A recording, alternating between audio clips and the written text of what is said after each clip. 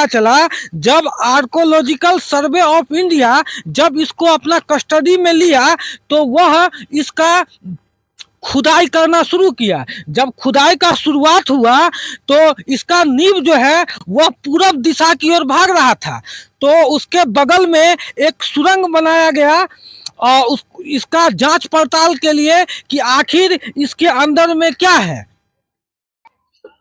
नमस्कार दोस्तों, आप देख रहे हैं खबरें देश तक। मैं आपके साथ प्रदीप। अभी मैं मौजूद हूं चानकीगढ़, जो ऐतिहासिक अपने आप में बहुत ऐतिहासिक स्थल है।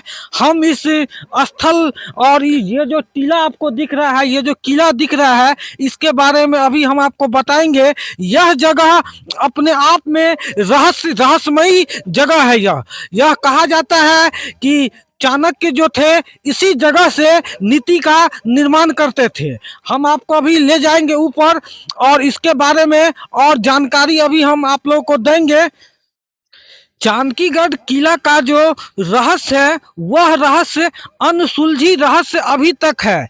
इसके बारे में कोई प्रामाणिकता नहीं है, लेकिन लोगों के द्वारा, जो यहाँ के स्थानीय निवासी है, उनके द्वारा जो कहा जाता है कि चाणक्य जो थे, चाणक्य इसी टीला से नीति का निर्माण करते थे। और यहाँ के जो स्थानीय निवासी हैं वो बहुत सा रोचक कहानियाँ हमको अभी बताए हैं, हम आपको बताएंगे। अभी हम किला के ऊपर भी चलेंगे और आपको दिखाएंगे इस किला को और किला का क्या रहस्य है, उससे हम पर्दा उठाने का कोशिश करेंगे। किला के ऊपर जाने का कोशिश कर रहे हैं। आप लोग देख सकते हैं कितना संकीर्ण रास्ता है और कितना उतार चढ़ावी रास्ता में है, लेकिन आप लोगों को दिखाने के लिए हम इस किला के ऊपर जाते हैं और इस किला के रहस्य से पर्दा उठाने का हम कोशिश करेंगे। क्या मान्यता है यहाँ का वह आपको बताएंगे। देखिए, चलने में बहुत परेशानी हो रहा है, लेकिन आप लोगों को दिखाने के लिए हम यह कठिनाई भरा रास्ता से गुजर रहे हैं। वीडियो में आप लोग बने रहें। अभी हम आ गए हैं चाणकीगढ़ के किला के ऊपर में। आप लोग देख सकते हैं नीचे का कितना खूबसूरत नज़ारा आपको नजर आ रहा होगा। यह जगह अपने आप में रहस्यमयी है, लेकिन प्रामाणिकता इसका खबरें देश तक नहीं देता है। हो सकता है यह मनगढ़ंत कहानियां हो, लेकिन लोगों का जो कहना है वो आपको हम बताएंगे। यहाँ का कुछ मान्यता भी है, क्या मान्यता है उसको भी हम दिखाएंगे आप लोगों को। यह है कि यहाँ पर लोग का जो मनोकामना होता है वह मनोकामना पूरा करने के लिए, देखिए यह जो पेड़ है कुश का, उसमें जटा बांध देते हैं। जैसा कि आपको पता है, जब हम लौरिया नंदनगढ़ का वीडियो बनाए थे तो वहां पर भी कुछ ऐसा मान्यता था। आपको हम और आगे दिखा रहे हैं कि देख सकते हैं आप लोग इस पेड़ में बहुत सारा प्लास्टिक और चुनरी बंधा हुआ है। यह चुनरी और प्लास्टिक इसीलिए बांधा जाता है, जब आदमी का कोई मनोकामना होता है तो यहाँ पर वह बांध के चले जाते हैं, और जब मनोकामना पूर्ण हो जाता है तो वो यहाँ पर आके इस बंधन को खोलते हैं। और हम आपको दिखा रहे हैं, मेरे बगल में यह मंदिर है। इस मंदिर का तो खासियत हमको यह लग रहा है, और जहाँ तक मेरा सवाल है, हम जहाँ तक जितना मंदिर आज तक गए हैं वहाँ पर फूल चढ़ाया जाता है, प्रसादी चढ़ाया जाता है, लेकिन यह मंदिर हमको पहला ऐसा देखने को मिला है यहाँ पर देवी देवता को खुश करने के लिए पत्थर चढ़ाया जाता है। देख सकते हैं यहाँ पर कितना सारा पत्थर बिछा हुआ है। यहाँ पर आइए और पत्थर भगवान के चरण में दे दीजिए और आपका जो मनोकामना है वह मनोकामना पूर्ण हो जाता है, ऐसा लोगों के द्वारा कहा जाता है। और हम आपको यह बता दें, यह जो क्षेत्र है वो आर्कोलॉजिकल सर्वे ऑफ इंडिया के अंतर्गत आता है। यहाँ के निवासी से जब हम बात किए तो हमको जब आर्कोलॉजिकल सर्वे ऑफ इंडिया जब इसको अपना कस्टडी में लिया तो वह इसका खुदाई करना शुरू किया। जब खुदाई का शुरुआत हुआ तो इसका नींव जो है वह पूरब दिशा की ओर भाग रहा था। उसके बगल में एक सुरंग बनाया गया और उस इसका जांच पड़ताल के लिए कि आखिर इसके अंदर में क्या है। जब सुरंग बना के आर्कोलॉजिकल सर्वे ऑफ इंडिया का स्टाफ जब उसको नीचे उतारा गया तो कुछ अंदर जाने के बाद उसका चिल्लाने का आवाज आने लगा। जब चिल्लाने का आवाज आने लगा तो उसको निकाला गया अंदर से।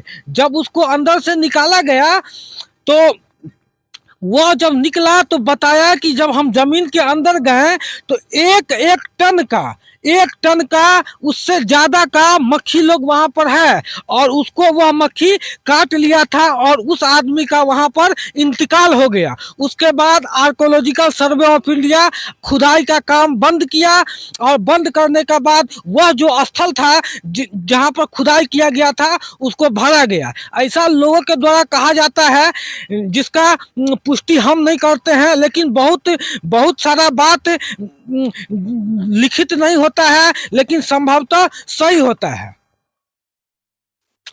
देखिए अब हम नीचे की ओर प्रस्थान कर रहे हैं और आपको हम बताएंगे आचार्य चाणक्य के बारे में कुछ आपको बताएंगे जब हम नीचे जा रहे हैं, क्योंकि यहाँ पर बोलना इस खतरनाक जो रास्ता आप लोग को दिख रहा है वह सही नहीं है, इसीलिए हम अभी नहीं बोलेंगे। हम नीचे जा रहे हैं तो आपको मैं और जानकारी देने का कोशिश करेंगे।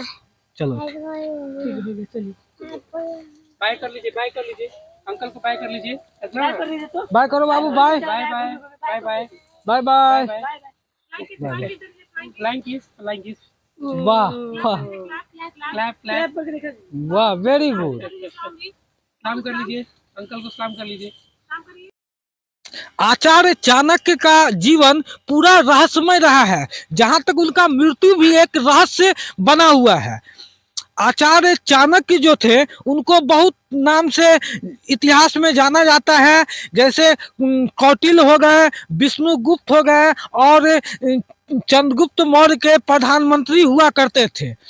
मैं आपको बता दूं, जब धनानंद जो नंद वंश के शासक थे वह एक बार यज्ञ का आयोजन किए, उस यज्ञ के आयोजन में चाणक्य को अपमानित किए। चाणक्य वहां पर प्रण लेते हैं कि हम धनानंद का शासन का अंत करेंगे और वह एक साधारण बालक मामूली